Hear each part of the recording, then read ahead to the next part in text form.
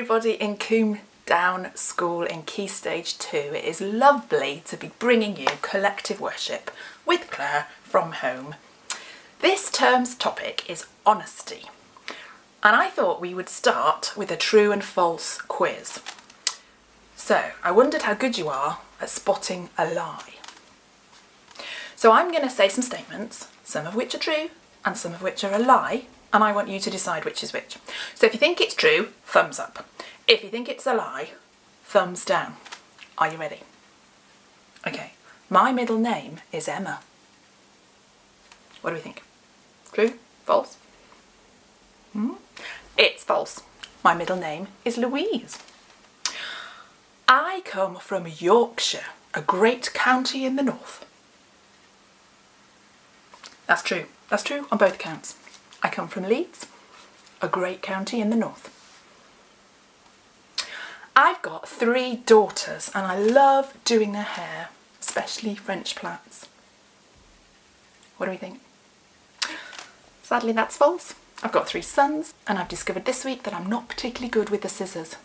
Poor things. My dad used to be a policeman. No, that's also a lie. My dad used to be a chemistry teacher. I used to be a chemistry teacher. That is true. How did you do? I find it quite hard to lie, but actually, once you get into it, it's not that hard, which is a bit worrying, isn't it? Now, I thought we'd look at the Bible and what that had to say about being honest. My first thought was, I bet you everybody in the Bible speaks the truth, because it's known as the book of truth. Anyway, I found this little story. It's a story Jesus told. And I've used John, my husband, and William and Alfie, 2 of my sons, to help tell the story. You have a look at this story. Who is telling the truth in this story? Is anybody telling the truth? See what you think. Over to the boys. Once there was a man. The man had 2 sons.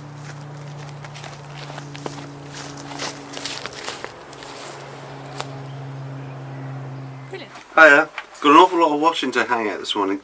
Could you come and help me do some of it, please? No, I'm busy. Oh. You can just come and help me put some washing out, could you please? There's quite a lot of it. I'll be there in a minute, I've just got to get my shoes on. Thank you. I feel kind of bad. Maybe I should help him.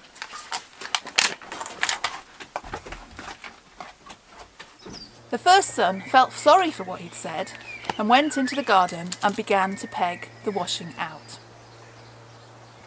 The father was really pleased to see him working, and he said, We'll get this done in no time. They worked together, and soon all the washing was pegged out.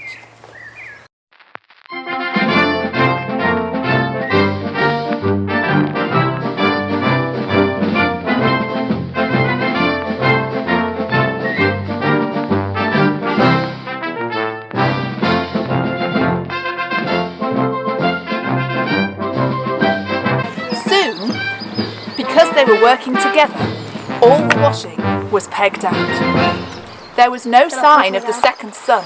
He had forgotten his promise. Who do you think had pleased his father? The first son or the second son? What was that all about then? The first son said, I'm too busy. He wasn't really too busy, was he? He was just playing on a game.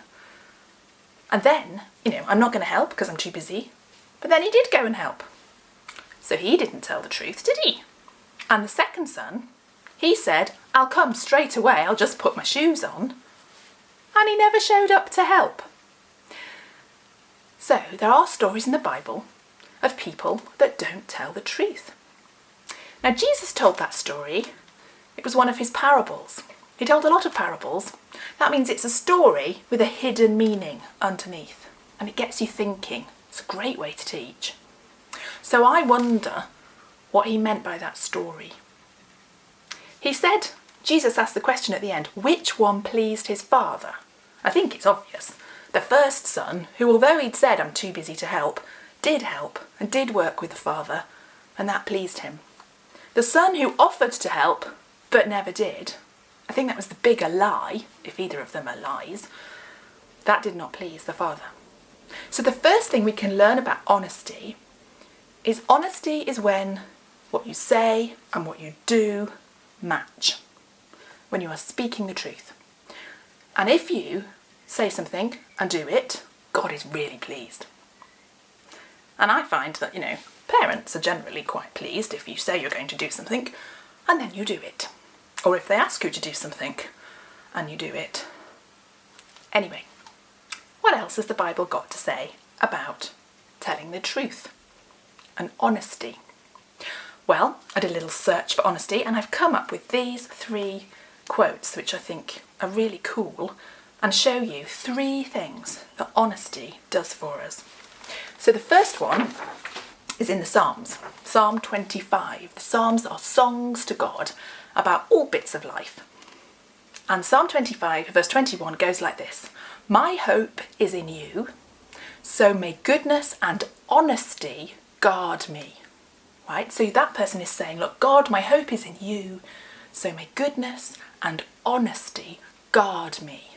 So the first thing we learn there about honesty is like a protection. It's like a guard. If you're being honest, if you're being truthful, you will be safe in some way. Now the next one is found in Proverbs 11, verse 3. "Good people will be guided by honesty, but dishonesty will destroy those who are not trustworthy." So here we see honesty and dishonesty being compared. And we're told that if you're honest, you will be guided. The honesty will guide you. You'll be able to be guided by what is true. But if you're dishonest, you will eventually be destroyed because you'll be seen as not trustworthy. And that's so true. If you discover something that you believed about a person is actually a lie, your whole trust in that person begins to unravel and feel really wobbly. And you don't know if anything they said is true. And that can really destroy a relationship. So perhaps that is what honesty guards us about. If we're being honest, we are protected because people trust us. And that trust builds good relationship. And that is key. And the last quote is from Psalm 97, verse 11. "Light shines on those who do right. Joy belongs to those who are honest." So this is telling us that if we're honest, we will eventually be crowned with joy. Sometimes it's hard to be honest. It's a subtle thing. Someone might say to you, "Do you like my new lockdown hair?" What do you say if it looks dreadful? Do you say, "Oh, it's lovely," because you want to make them feel better? Or do you say, "Oh dear, can't wait for the hairdressers to open," which might be more honest, but might hurt their feelings? So being honest isn't always easy, but it is important because it builds relationship.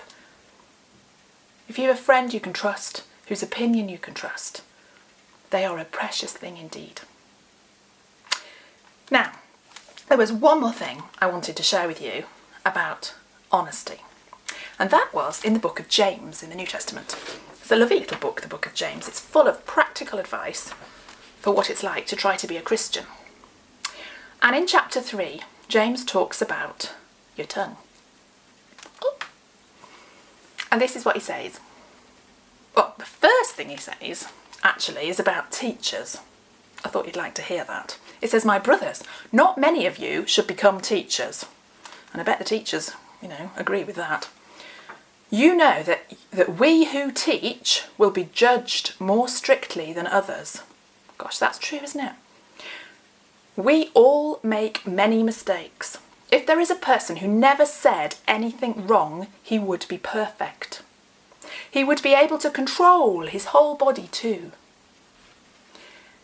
We put bits in the mouths of horses to make them obey us and we control their whole bodies. Unfortunately, I don't have a horse. Wouldn't you love to have a horse? Maybe some of you do have a horse. But a bit is the bit you put in the horse's mouth so that when you pull the reins, the horse goes in the direction you want it to go. Or if you pull it back, it stops. Well, that's my understanding of a bit in a horse. James is saying is that our tongue can control our whole life if we're not careful, like a bit can control a horse's mouth. He goes on. It is the same with ships. A ship is very big and can be pushed by strong winds, but a small rudder controls the big ship. The man who controls the rudder decides where the ship will go. The ship goes where the man wants. It is the same with the tongue. It is a small part of the body, but it brags about doing great things. Unfortunately, I don't have a ship either, but you know what he means, the little bit on the back that sort of waggles in the sea, and you turn it, and then the whole ship goes in the direction you've turned it. And in the same way, that small bit, like the bit in the house, controls a big thing. And the tongue can control a big thing. All of your body and all of your life, if you're not careful. And bragging or boasting, talking about things that aren't true about yourself, is a form of dishonesty. And it can land you in a bit of a pickle if you say you're good at doing something that you're not, and then you have to sort of prove it. Anyway, although I don't have a horse and I don't have a boat, I do have the last thing that James talks about. It goes like this. A big forest fire can be started with a little flame. The tongue is like a fire. It is the whole world of evil among parts of the body. The tongue spreads its evil through the whole body. It starts a fire that influences all of life. I'm hoping I'm not going to start a forest fire, but I thought I would demonstrate how a small flame becomes big. Right, Key Stage 2, here is my demonstration of James chapter 3. What could possibly go wrong? Here's my little flame, and let's see what happens.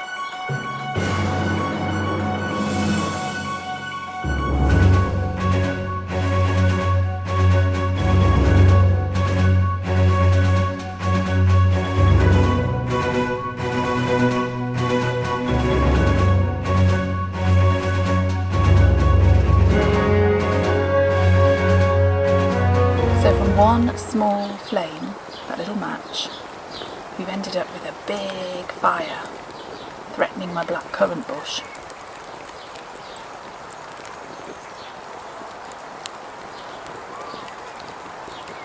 And that's how it can be with one little lie when it gets out of hand. So be careful with what you say. Hey, this is the cool bit about doing assemblies like this, isn't it? We can flip to different places and we can do little demonstrations. I could never have a fire in the school hall. All the alarms would go off. Anyway, so we saw there how a tiny little spark of a match made that fire all come up. And that can be what it's like if we start to lie. We tell one little lie and then we have to tell another to sort of make the first one appear true, and then another and another and another, and suddenly life is sort of crashing in on top of us and it's all gone a bit wrong. So we must be very careful what we say. What we say we're going to do, we must do, because that's honesty. And we must be really careful that we don't either brag about ourselves or tell untruths that later catch us out. So that's what I wanted to say to you about honesty. We'll just go back to our 3 points. Honesty guards you. Honesty guides you. Honesty crowns you with joy. So I do hope that in this really unusual time, you can use honesty at home to guide you, to guard you, and to crown your home with joy. Now, honesty also involves being honest about how you feel. I don't know how you've been feeling at this time. I know I've had days when I felt really sad because I've missed people I'm usually with. I've had days when I've been very grumpy and got quite cross with the people I live with. My feelings have been all over the place because we're in a time that's very confusing, and it's really important to be honest about those feelings. And I found this worship song is actually not about honesty, it's about hope. But I think it's very honest about our feelings at the moment, and it's very honest about the truth that even in this mess, God is still with us. He's still there. He still loves us, and he still wants the best for us. So I'm going to play out with a worship song, but before I do, I'm going to pray for all of us. And I'm going to pray a blessing, and I'm going to do it with some actions. May the peace of the Lord Jesus Christ go with you wherever he may lead you. May you marvel at the wonders that he shows you, and may he bring you home safely, rejoicing once again into the doors of Combe School. I really hope we can soon be together again. Lots of love. Enjoy this song of hope. Sing praises to the Lord. Bye bye.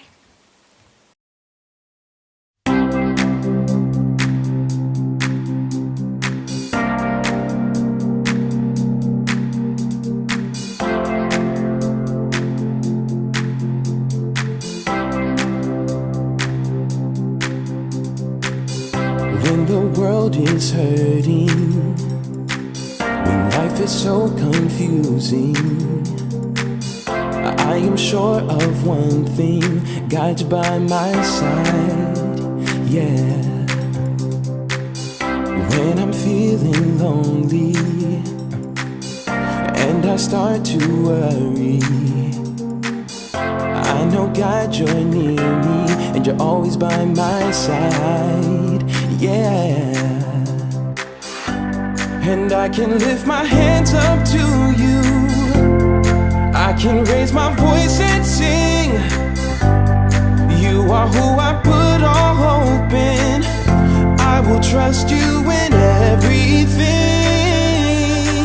There is hope. There is hope in the Lord, he is with me each day. I will trust in the day. I have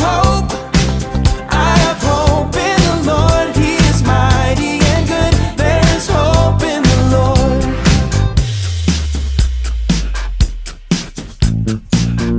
When the world is hurting